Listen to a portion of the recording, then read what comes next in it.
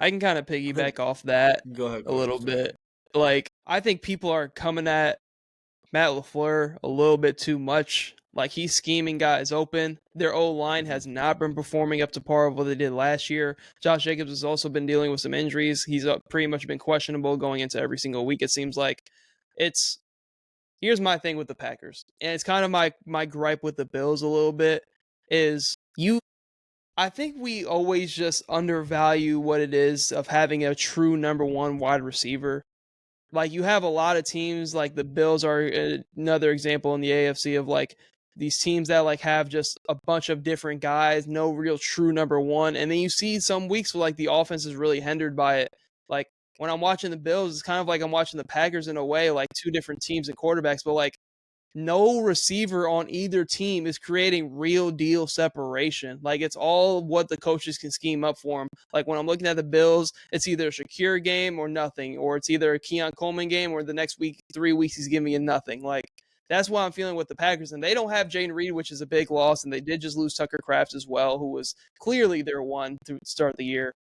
And Josh Jacobs hasn't been the same productive back that he was last year. So it's like, who do you go to? Christian Watson, who's come off injury for like the fifth fucking time now, like who got a go ball against the Eagles against a DB that was 5 inches smaller than him and like lost Yeah. the ball somehow. That should be an easy snag for Christian Watson, Right. who's as tall and as big as a receiver he is. There's just nobody on the Packers that can create consistent separation, and that's why their offense is the way it is. Yeah, can Jordan Love be inconsistent at times? But there's also a world where motherfuckers just aren't getting open and getting space. Like there's also a world with that as well. Like they did play the Eagles, who have a really good defense. Like and that D line is legit. So like there is a world where the pressure was getting there and nobody was getting open because they don't have a true number one, and that's the whole problem with this team.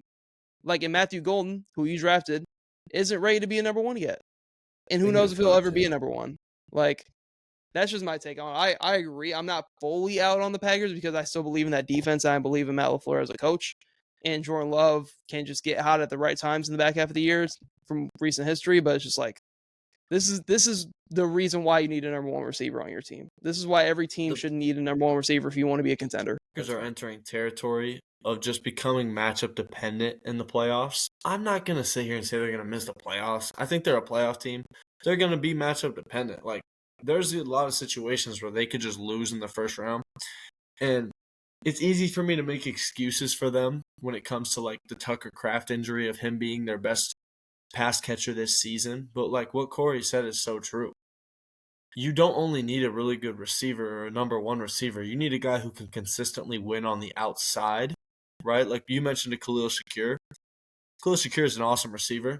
He when you scheme up stuff for him in that slot and stuff, he's gonna produce. But the Bills and the Packers, like they were able to get good production out of guys like Jayden Reed in the past, and you know different stuff Matt LaFleur was able to scheme up, but you need a guy who's going to consistently win on the outside to really reach your ceiling, especially after the Tucker Kraft injury.